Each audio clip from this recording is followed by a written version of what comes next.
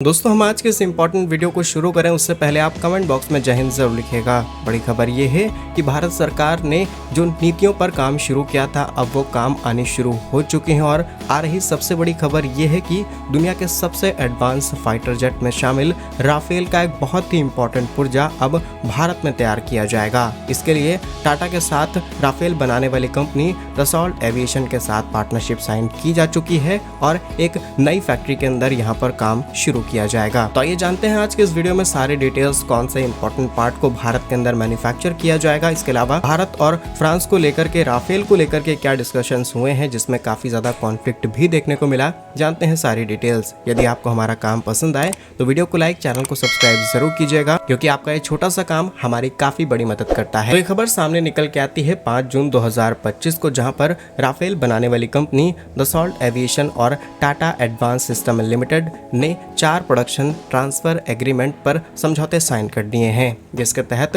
Rafale fighter jet का fuselage Bharat के अंदर बनाया जाएगा। और ये फाइटर जेट बनाने वाली कंपनी की डिटेल्स की बात की जाए तो फ्यूजलेज रीढ़ की हड्डी है किसी भी फाइटर जेट की और अब इसका प्रोडक्शन भारत में तैयार किया जाएगा क्योंकि इसी पर फाइटर जेट का है और पीछे के जितने भी मैकेनिज्म होते हैं वो सब कुछ इसी पर अटैच किए जाते हैं। इसीलिए फ्यूजलेस का बनना बहुत ही एडवांस क्वालिटी में बनना इंपॉर्टेंट हो जाता है और लकीली ये भारत के अंदर शुरू हो रहा है। यह भारत की एरोस्पेस मैन्युफैक्चरिंग क्षमता को बढ़ाने के लिए और ग्लोबल सप्लाई चेन को मैनेज करने के लिए भारत की तरफ से और दसॉल्ट एविएशन की तरफ से लिया गया काफी बड़ा कदम बताया जा रहा है। ऐसा पहली बार है जब राफेल का फ्यूजलेज फ्रांस से बाहर बनेगा। अभी तक फ्रांस ने अपनी पहली कोई भी फैक्ट्री स्पेशली इस इंपॉर्टेंट पार्ट को मैन्युफैक्चर करने की किसी और देश में सेटअप नहीं की है। पहली जो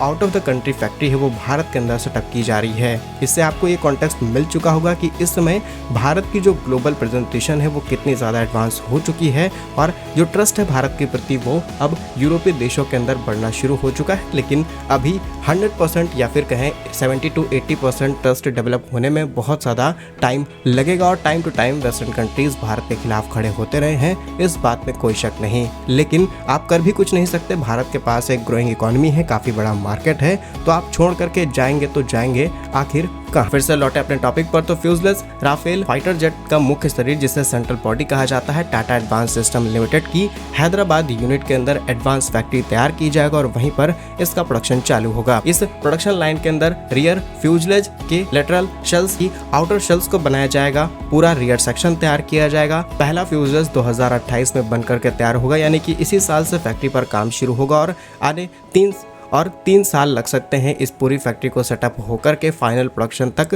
पहुंचने में। रिपोर्ट्स के मुताबिक फैक्ट्री हर महीने में 2 ऐसे ही सिस्टम बना करके तैयार कर सकती है। अभी यहाँ पर एग्जैक्टली कितनी इन्वेस्टमेंट की जा रही है इसकी डिटेल्स सामने नहीं आई है। 1 महीने के भीतर ये सारी डिटेल्स भी सामने निकल के आ जाएंगी। अब इस प्रोजेक्ट के लगने की वजह से डायरेक्टली और इनडायरेक्टली बहुत सारा एम्प्लॉयमेंट जनरेट होगा। और जो फ्यूजलेज भारत के अंदर तैयार किया जा रहा है इसकी एक और सबसे बड़ी खासियत ये है कि ये तो फाइटर जेट की मेन बॉडी है जिससे बाकी के सारे हिस्सों को कनेक्ट किया जाता है। लेकिन एक और इम्पोर्टेंट चीज की यही वो डिजाइन है जो कि एक फाइटर जेट को स्टेल्थ टेक्नोलॉजी प्रोवाइड करता है, यानी कि रडार सिस्टम से उसे बचाया जा सकता है और पूरे फाइटर जेट को मजबूती देने का काम भी किया जाता है। और इसे बनाना कोई आसान काम नहीं है क्योंकि इसके अंदर बहुत एडवांस टेक्नोलॉजी का इस्तेमाल किया जाता है। राफेल फ्यूजलेज की स्पेशलिटीज ये है कि ये हाई टेक डिजाइन टेक्नोलॉजी है।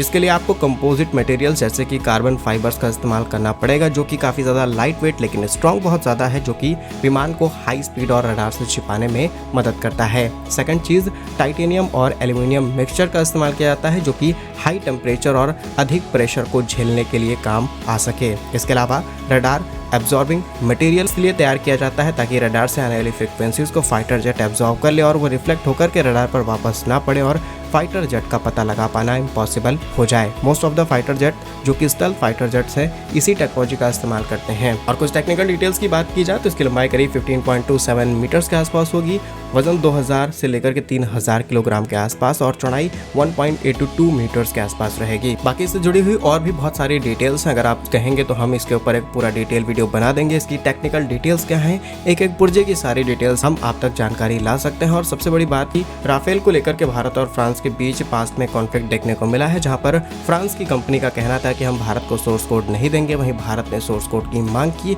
और अभी इस चीज़ पर गहमा-गहमी चल रही है। देखते हैं कि फाइनलाइज क्या होता है, किन कंडीशंस के साथ भारत को सोर्स कोड मिलता है या फिर नहीं, ये आने वाले टाइम में पता चलेगा। लेकिन जिस डायरेक्शन में डसॉल्ट एविएशन और भारत मिलकर के काम कर रहे हैं, डेफिनेटली इस डील में ज़्यादा समय नहीं लगेगा। बाकी जो कुछ आपकी राय है कमेंट्स में जरूर लिखिए। भारत कैसे ही वीडियोस आप तक पहुंचते रहे। वीडियो को लाइक, चैनल को सब्सक्राइब जरूर कीजिए। वंदे मातरम, भारत माता की जय।